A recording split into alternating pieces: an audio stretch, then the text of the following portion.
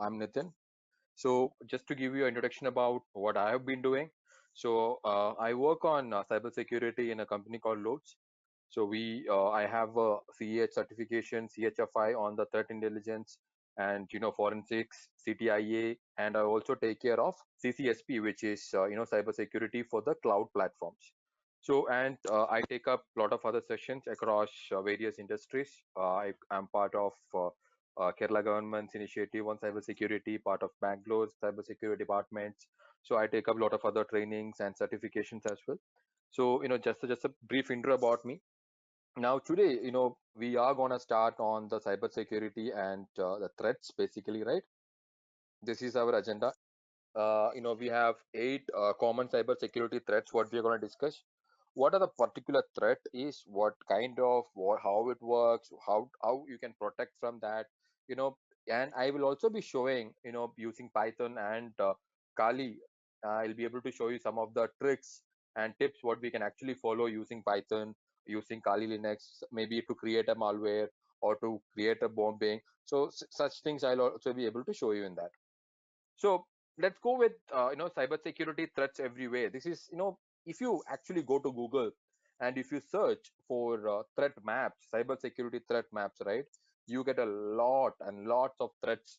You can actually see in a second, if you see, right, you can actually see hundreds of threats coming from different regions of this world, and it is hitting some other machines, some systems, some servers, maybe a banking application. You can actually understand what kind of threat it is. So if you see here, this is actually from a small screenshot taken from a checkpoint software technology. Similar to this, we have lot of other application like FireEye, Fortinet threat map. There is a one from Kaspersky, and there is Arbor Network DDoS attack map. So lot of places you can actually see what kind of threats are happening across the globe. And we are going to talk through around eight of those threats today. But to be very honest with you guys, every day there is a new threat. People are working on it. People will come up with new threats every day. So that is where the Python language evolving a lot. That is where the Python is coming up a lot in the market, because a lot of people are using either Python or Ruby to develop such kind of threats and making your systems so vulnerable every time. And hacking is an art. We normally call it as a art. It is not that, okay, you go to the mission, or if you have a Kali mission, you can directly go and you can just go and compromise a mission. No, it actually takes time.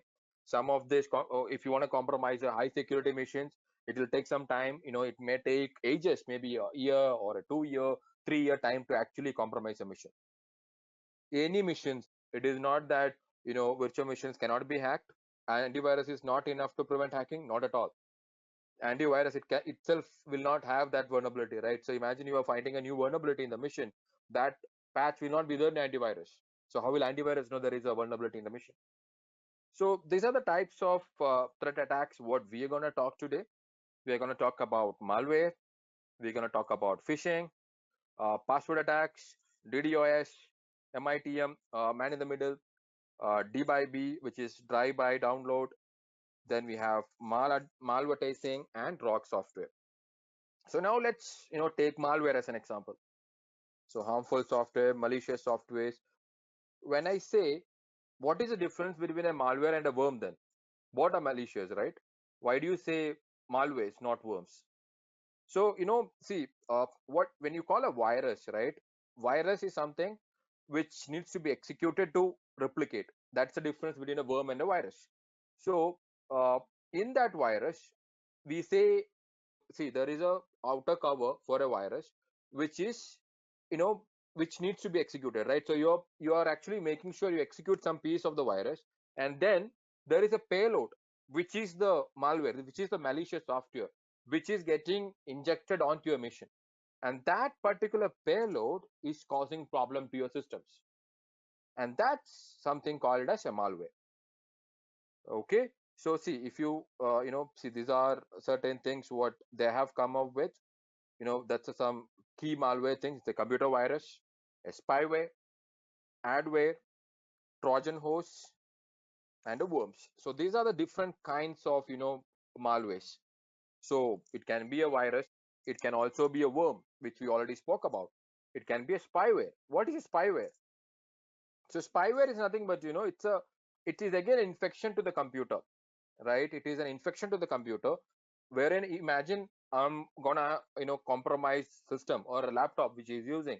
So what I'll do is I will make sure that he downloads my software in his machine, and once he downloads, I will get to know which websites he's visiting, which platforms he's going, what is his browsing history, what all keys he's actually doing there. So all this kind of an example we get to know.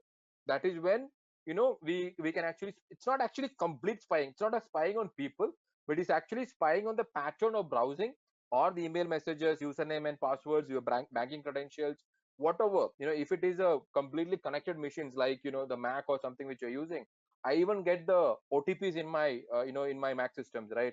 So that also can be viewed by the third party, whoever is trying to compromise your machines. Adware, it is, you go to certain websites, you get to see a lot of ads coming from there. Maybe it is not even related to what you want, but it will tell you your system is compromised, you need to download this, otherwise your system will have issues. Different kinds of pop-ups, but there are certain websites which has good pop-ups also. I'm not completely, denying that fact, but certain websites which just have, some places, if you go to a place where you normally download your, if you try to download your torrents, or if you visit some kind of websites like that, that is when you will have lot of, places where you can see lot of, the pop-ups which is coming up, completely irrelevant to your activity, what you're doing. But it will just open up something, it will say this is what you need, your system is hacked, and you have to download this. So that, those kind of things also. Trojan horse, one of the best thing. Trojan horse, it's a malware which misleads user with its true intent. It will not tell you that, oh, I'm a virus. It will show you, I'm a good guy, you can take me for granted, download me, I will not do anything to you, I'm a nice guy. But immediately after you download, that will become a big problem. It will get injected into other files, other, all your, whatever you call, it can propagate themselves, it will flood like anything. So immediately if the Trojan horse come to a network, right, it is better to actually completely shut that machine from the network. Otherwise it is going to flood through all that, wherever that particular network is connected to. It will take it seconds actually to propagate the viruses. Trojan horse is not a worm. A worm is, it's a program which replicates. People know that it is a worm. When you go to certain website, it will tell you this is a worm. But Trojan horse will not let you. Will not, when you are affected with the Trojan horse, you will not know that is actually a virus. You will think, you will not even realize that particular file is a virus. But with the worm, most of the antiviruses are capable of identifying the worms. At least if it has a small payload issues, if it has a small payload which anywhere calls out, it can easily differentiate. But it is very difficult to actually understand from a worm, to a Trojan horse, whether that is a malicious program. It will be completely, it will completely have a shadow image of it, we will not even realize. Virus and, Trojan horse, a lot of difference. Again, it is two different things. Virus needs to be executed, right? Even Trojan horse has to be executed to actually run it. But again, the same difference.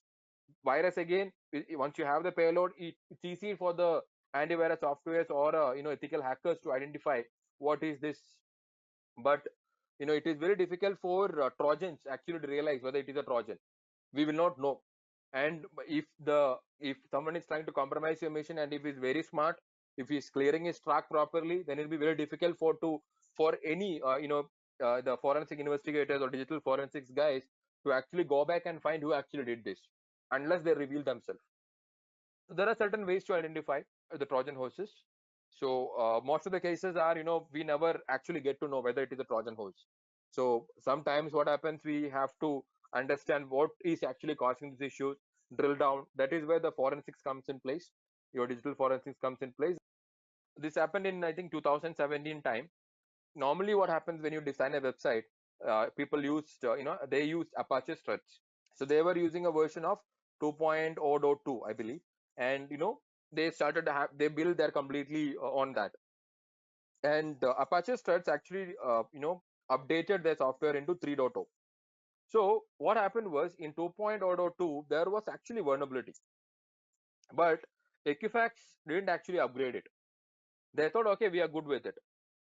Okay, so what happened after that was, they found that, what the hackers did was they tried to search for the companies which was using the previous version, which was not, which was not having this updated versions.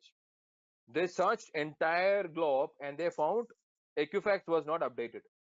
They hacked that machine. They hacked their websites using different terminologies, but they hacked those Apache struts and they actually acquired around 40 million people. 40 million. Can you imagine the? And when you say Equifax, it had information about your social security number, your driving license, your name, your any details, right? Especially in US, if you see, they save every details. It will be completely digital.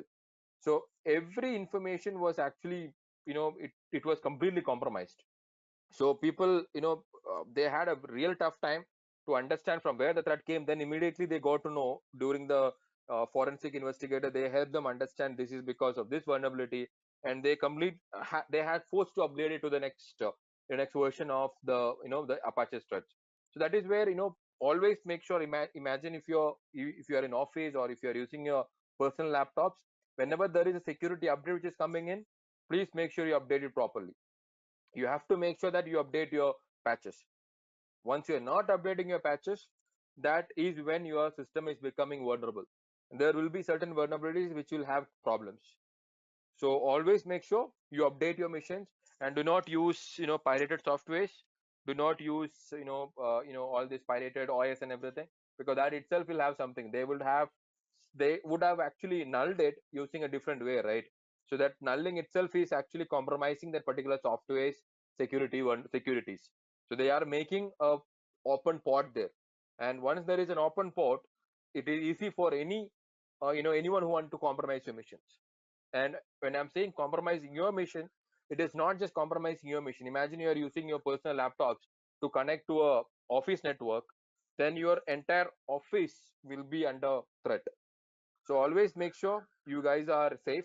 Do not use any such pirated softwares or such things. Okay, so now just we are just gonna take a bit time to explain how this malware actually comes in, right? So malware can be attacked using email attachments. I love you virus. That was one of the biggest thing, right? There was an antiworm also to counter that. People created an antiworm immediately. So through APK file, you have won a lottery. That those kind of emails are called as phishing emails. So those are not the malwares. They're not actually causing you a problem, but they're actually making sure you actually believe that you have won something and they are taking you for granted. So that's a different thing. So software downloads, as I said, there are three different ways actually a malware can be executed in your machines. One is through email attachment, which you normally use any emails. Software downloads, mainly because when you take some softwares, null softwares or anything from a torrent or something, which will have some kind of a threat.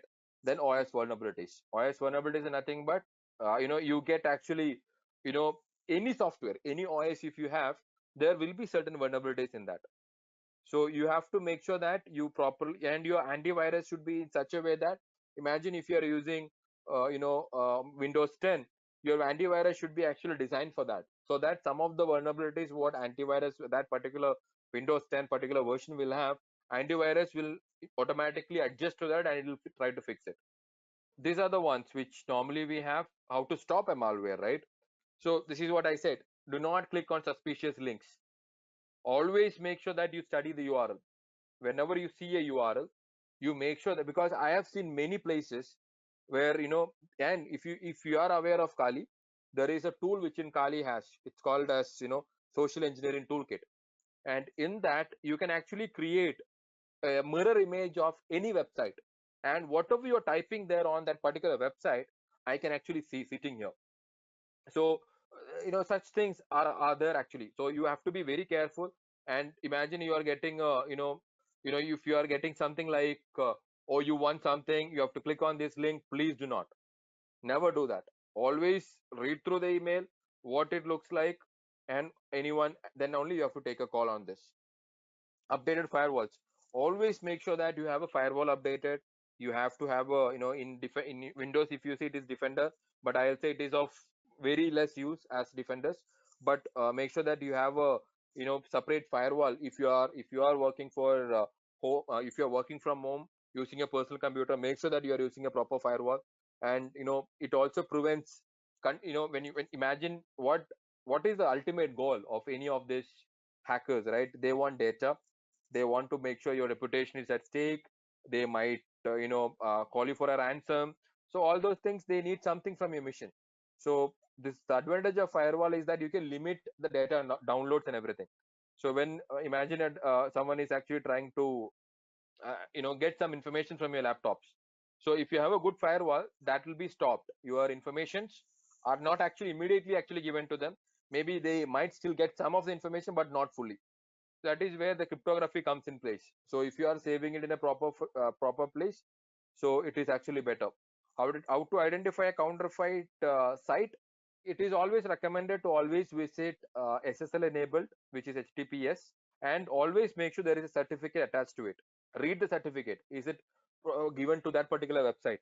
And always see, if you imagine you're going to Amazon.com, always go to the website and double check that is showing Amazon.com itself. Maybe it will show as something else. So always make sure that is you confirm that it is always HTTPS secure to actually enter all your details, and also the website name is defined as it should be. And then the updated OS, right? It is always recommended, whichever OS you're using. Is it a Mac, if a Linux, Windows, any flavors of Linux? So always make sure that you update it properly.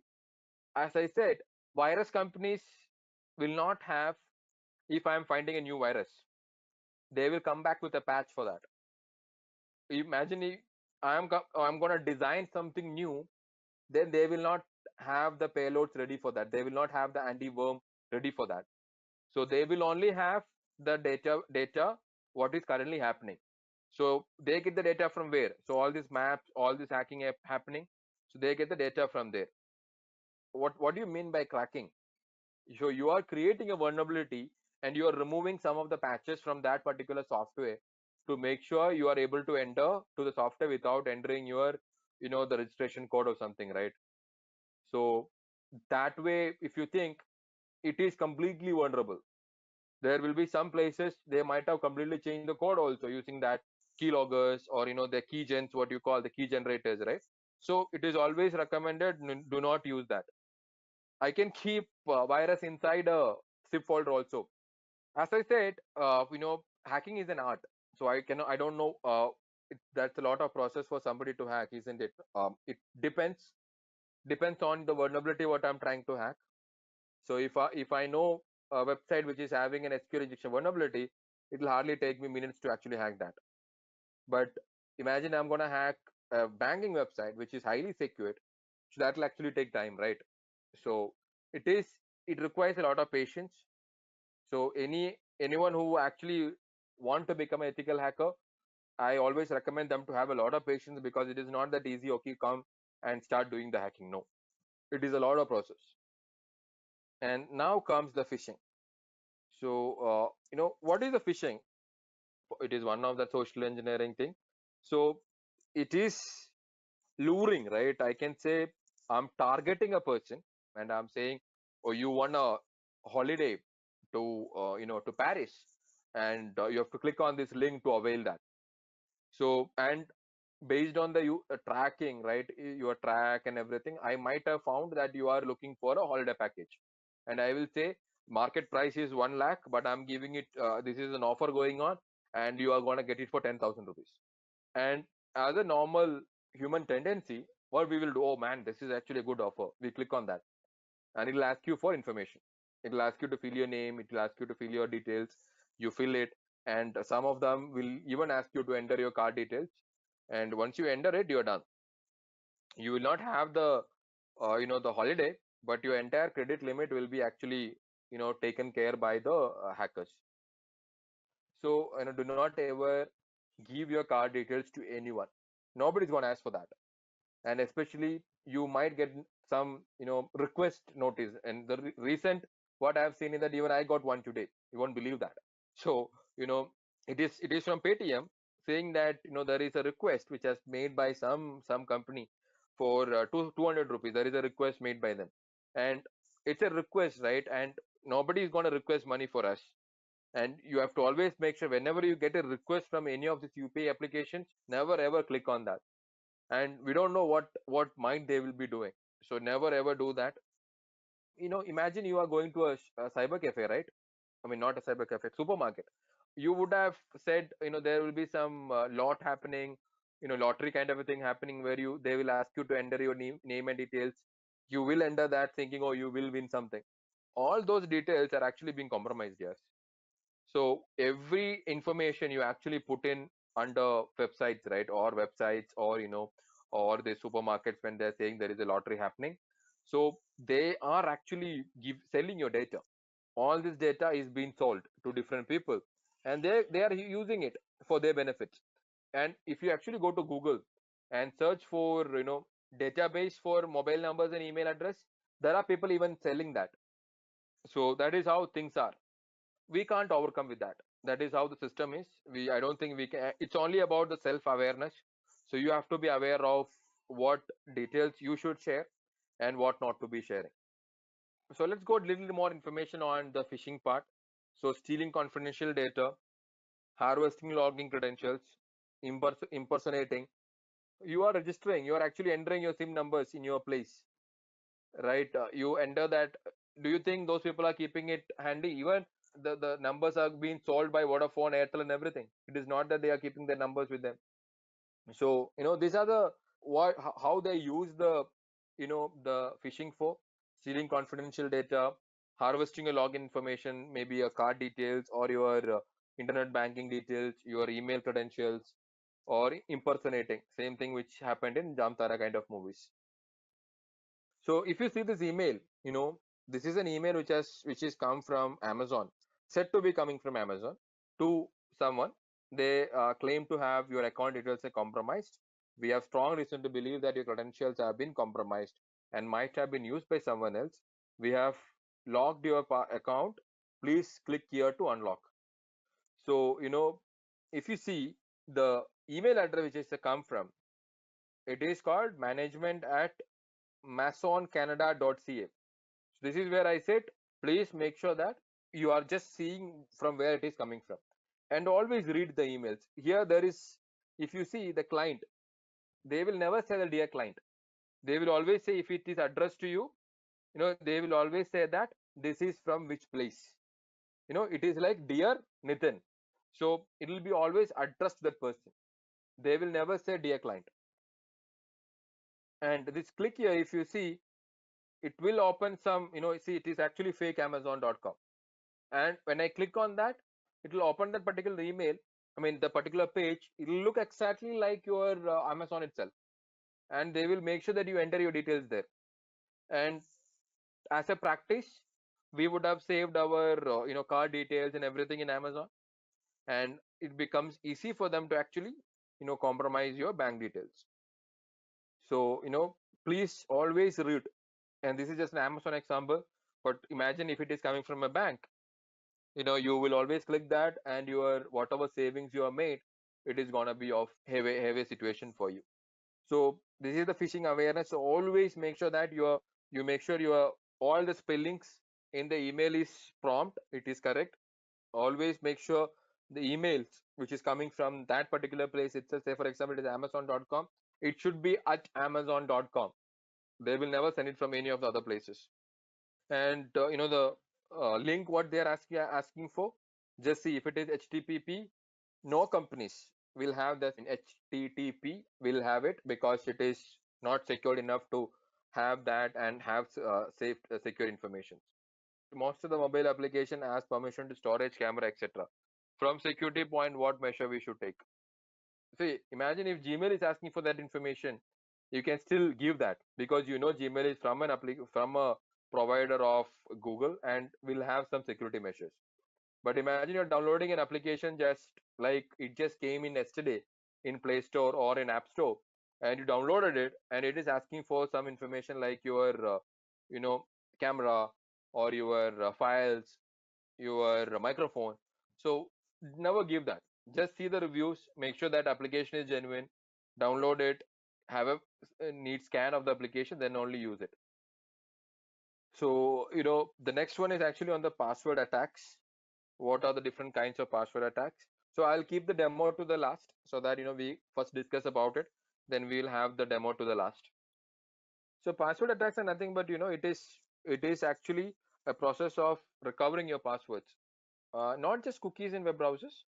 It is see, if you actually go to Google and if you search for most common kept passwords, right, you can actually get some millions of passwords.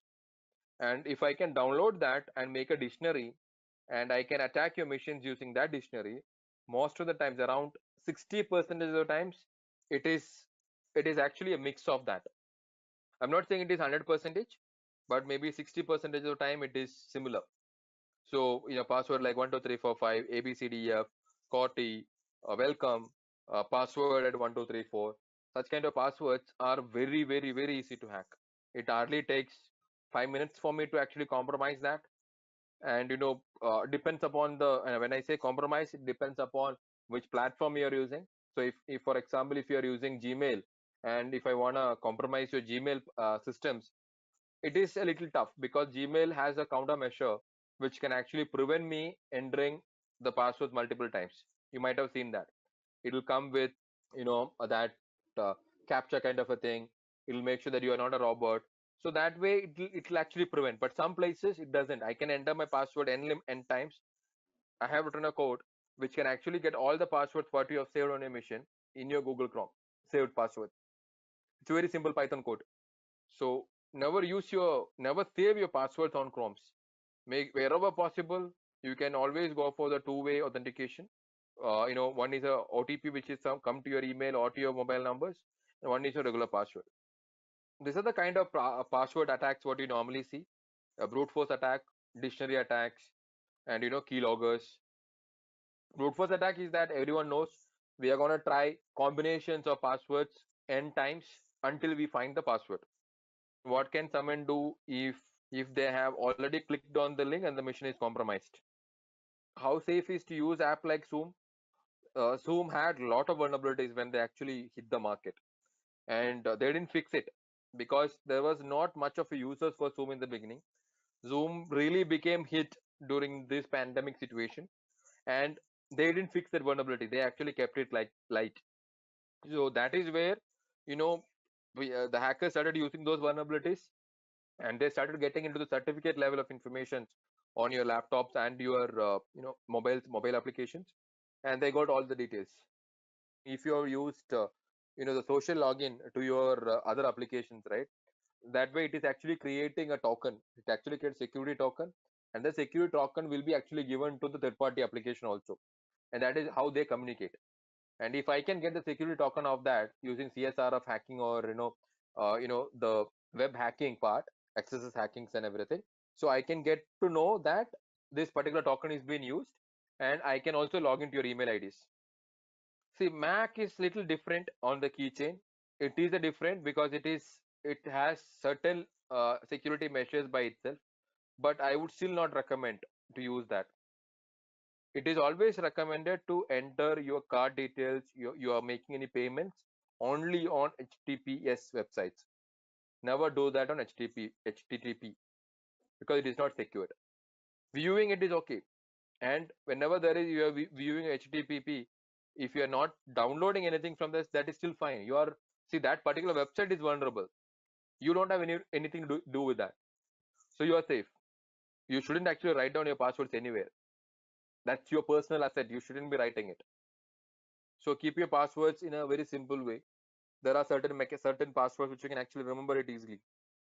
So there are certain websites which will help you to set up password generators, and which will tell you also that it is easy to remember that password.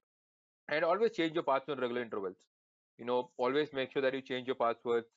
Do not keep it with respect to your names, with respect to the place you live, or with respect to the school you have studied. What book you're following, what book you're reading currently. So never do that. And always make sure that your passwords are alphanumeric. It has a mix of both.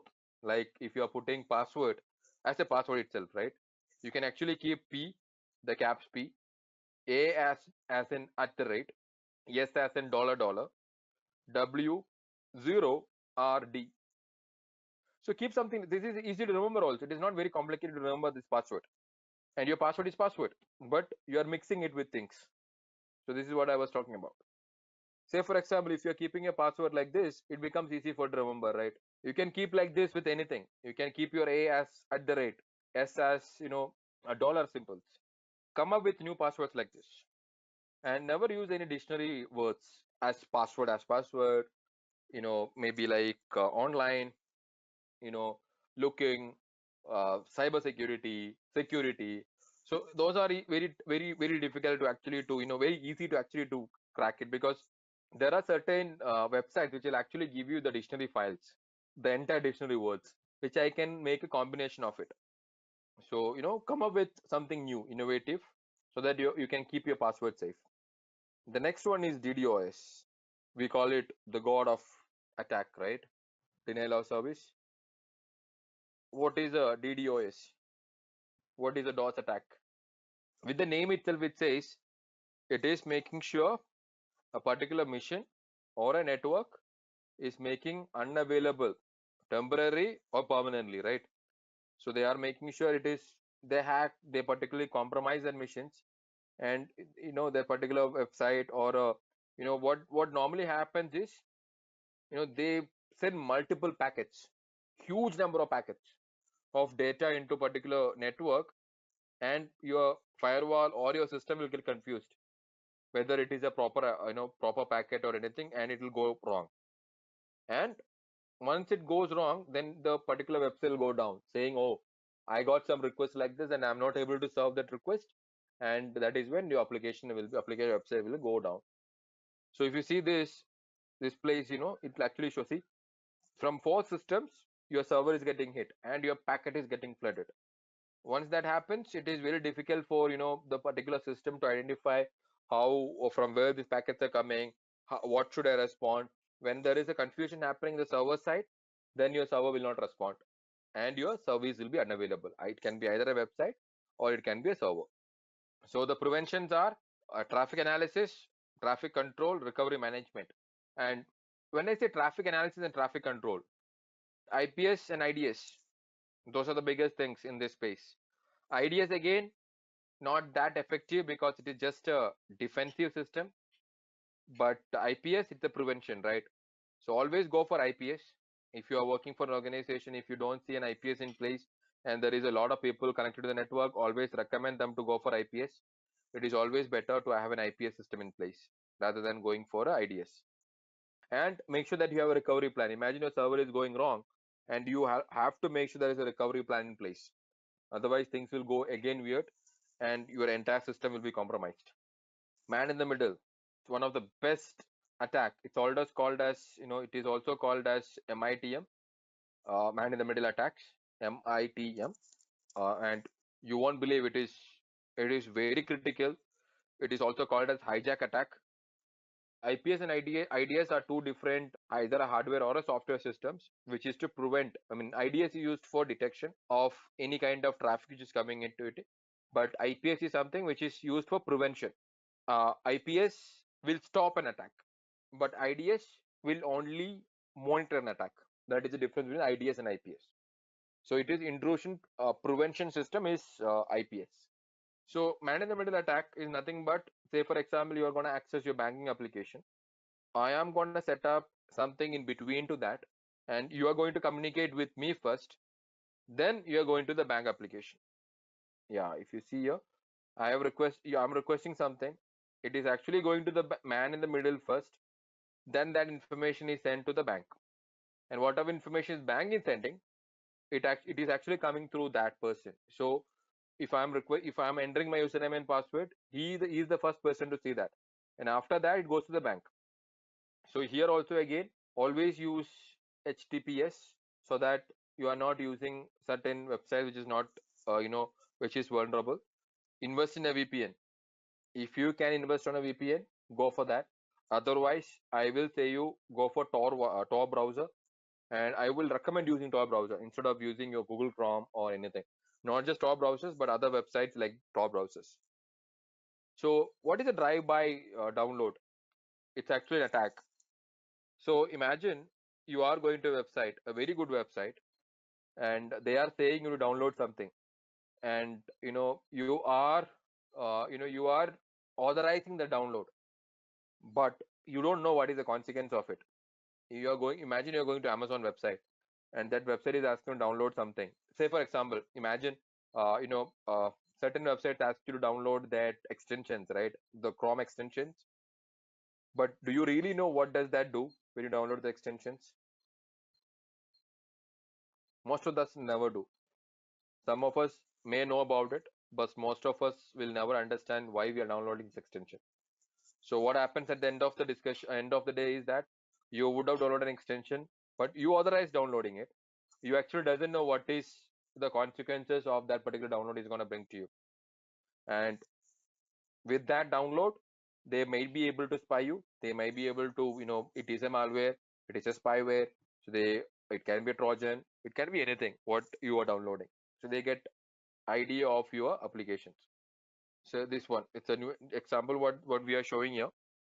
So if you go to this place, it is actually asking you to download something, some of these files, and once you download, your informations are getting saved. So I got connection request on Google saying they provide free services to help to study in us. Try that. I would not say just ignore it in the beginning. Go for it. If they really do, if they're asking you for more information, then do not share the information. Just cut it from there. But there are certain organizations, certain NGOs which is running to help also. But always go for that. See what is that trying to offer. Do not give them any personal information. Just say you might have got the information from my LinkedIn profile itself.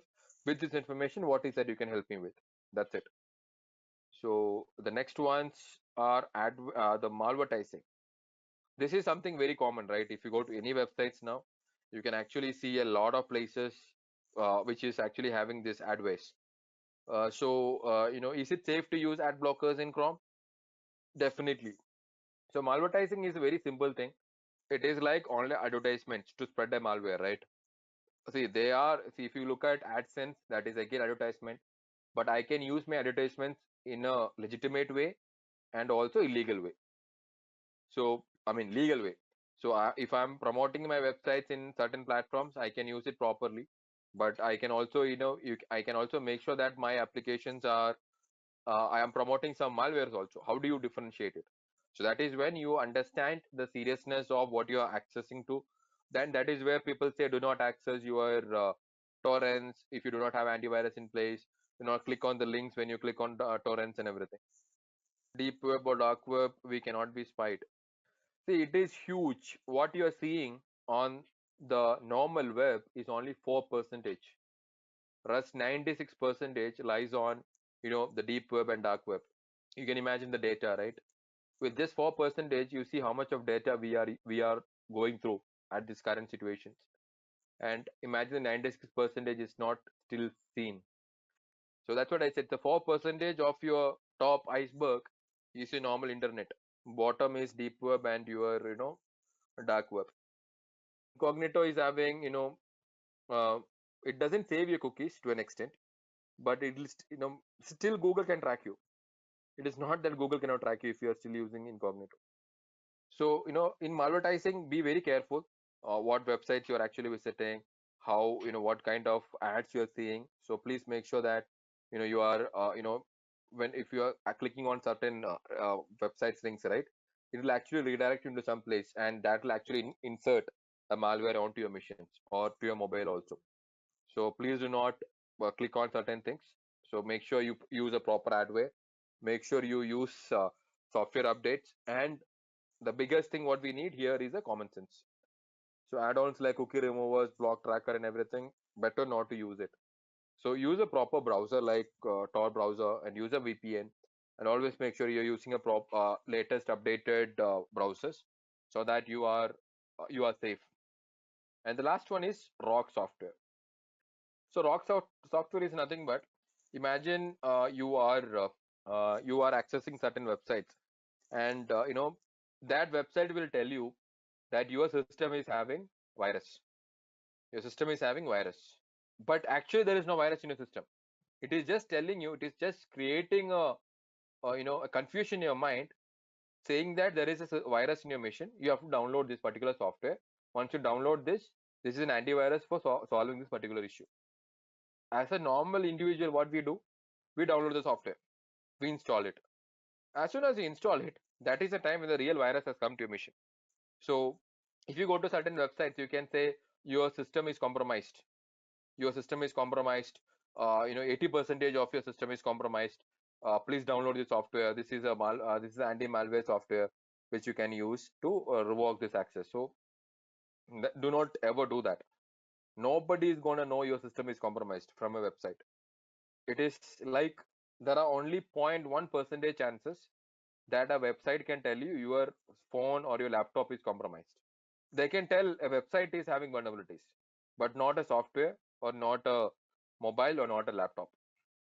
How does it propagate? Yeah, see, please update your software to unlock yourself from unknown access. And that is when you're actually downloading the virus. Now let me show you on a Tor browser which we discussed, right? So I'm just going to access Google here. And if you see Google, so if you see here, this is how it has guarded your connection. This browser, it went to France, it went to United Kingdom, it went to France again, and the Google. And I can make a new circuit. If I click on this, you can see the circuit has changed now. It has gone to France, it has gone to Sweden, and I've used the last connection as Luxembourg, and I'm using google.com. So it is very difficult for someone to actually get my information. It is same across. If I go to youtube.com, right? So if I go to youtube.com, it will still open up with different places. It has gone to France, it has gone to Switzerland. So there are certificates, there are certain providers for certificates, which normally opens up for different, there are companies like Comor. So if you look at the certificate here, see, this is the certificate, more information, view certificate. See, this certificate has been issued to google.com. This is how actually you can see a certificate.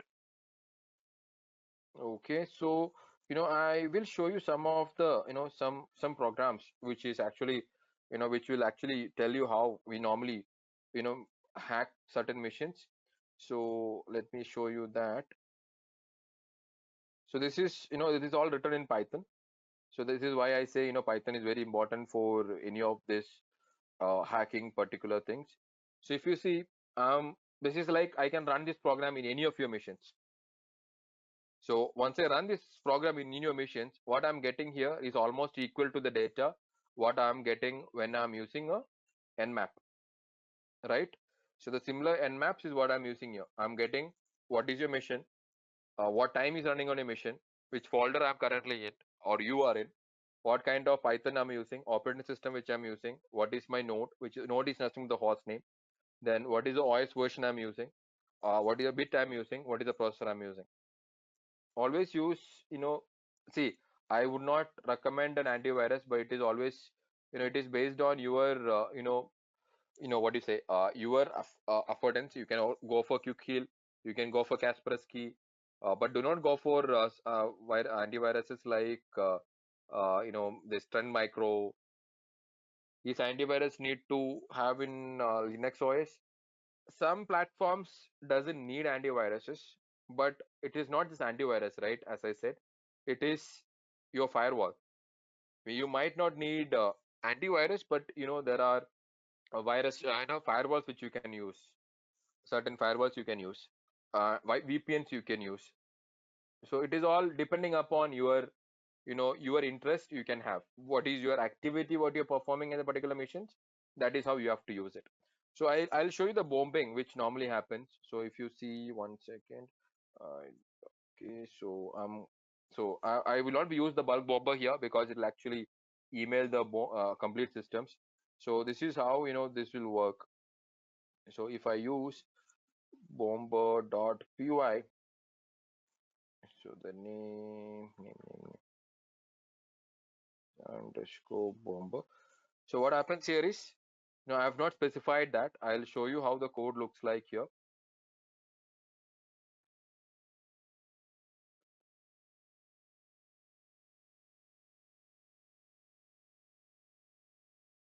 So if you see here, right, this is gonna actually create an application which can bomb emails.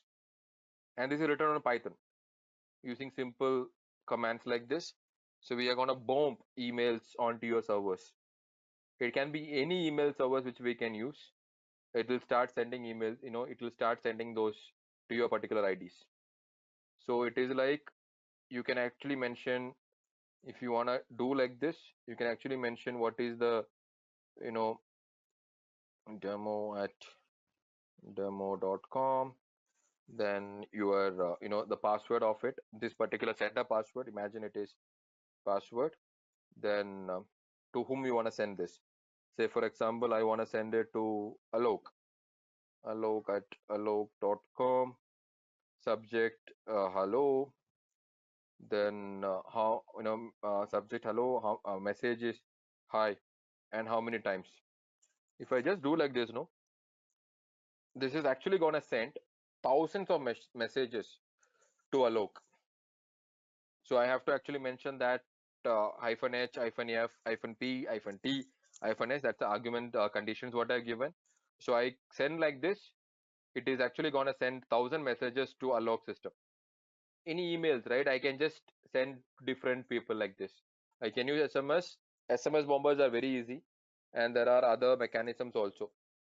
So this is one of the program. Then get email addresses. It is it is a simple program. Text to hash dot py. Yes. So here, so what we are going to do here is we are going to hash, we are going to encrypt, we are going to use a cryptography here. So here it looks like, this is the code. This is like we have MD5, SHAL, SHA-224, 256, 384, 512. So, and like I say, I'm gonna use, let me put 1 minute, hyphen T, hyphen T, MD5. This is how Abhishek hashing look like in MD5. See, MD5 is a old one, I would say. So imagine if you want to use what else I have defined here, SHA 512, which is the most secured ones at this point. So if you see, this is how Abhishek will be written in SHA 512. SHA1 nobody uses now. Very few people are using SHA1.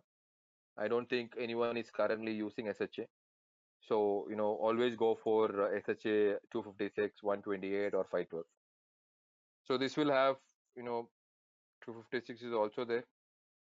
This is how the 256 look like. The ciphers will be like this for that. This is how the 512 look like. There is different mechanisms to decode it. So this is how I'm encoding it now. I can decode it also in different programs. This is an encoding program what I have written. I can, here if you see, I'm decoding it. I'm encoding it. I can use a similar type to encode it also. If you see here, I'm using encoder, MD5 encoder.xdigit. I can use a decoder for that. I can decode it back to this. Now let me show you a snitch of this Kali Linux also. Okay, cool. So now let me show you a bit. I'm not able to show you much of this, but I'll just show you a small glimpse of how your all this Kali Linux will look like. So here if you see, we have the social engineering. This is one of the best tool, and I can also show you the Nmap. So if for example I'm going to use Nmap uh, in, okay, let me try Rega itself.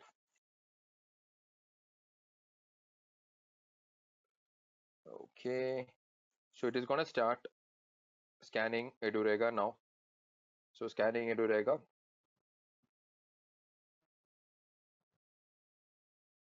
So port scanning, there is no port opened for Edurega. Okay, let me try with Google if it is working.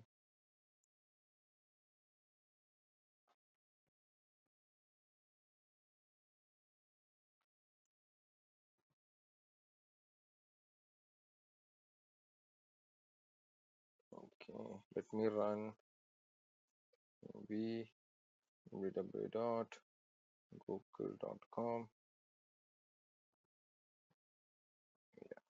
Yes. If you see now, it is going to tell me which are the ports which is open. You can see here. Discover open port 80 443. 80 is what? The normal HTTP port. And 443 is your SSL.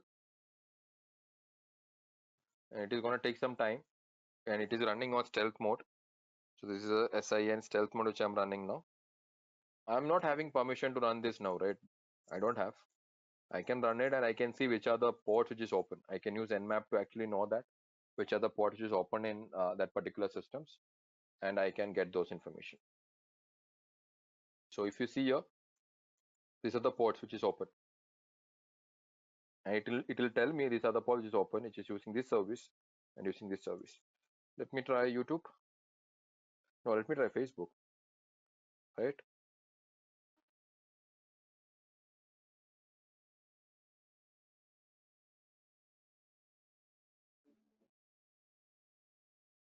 No, these are all certain places. I don't know what. Sometimes wait. I got it. So now we are scanning Facebook. I don't have to actually declare the HTTP or HTTPS. So for Facebook also we have these two ports open.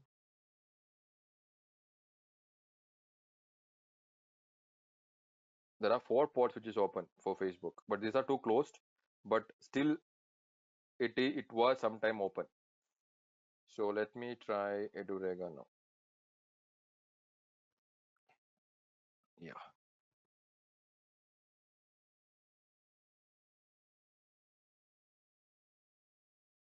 it's just saying a host is down. I don't know, maybe some reasons. So this is how the Nmap works. I just wanted to give you a glimpse of Nmap, and this is how the Kali Linux will look like. You have all kinds of tools here. So this is another application which I thought I'll give you a idea of. So I'm gonna take the cybersecurity. I'm gonna take website attack. I'm gonna take this thing. I'm gonna take site cloner, and I'm gonna enter my IP address here, and I'm going to enter www.facebook.com. Now, what actually happens is if I go to my browser, Firefox, yeah. So if I go to my Firefox now and I enter my IP address here, what is happening here is this is not the real one. So if you see the IP address is this, I'm getting the website loaded. It's taking some time, and this is some caching issues. But imagine I'm entering my, say for example, something is there already.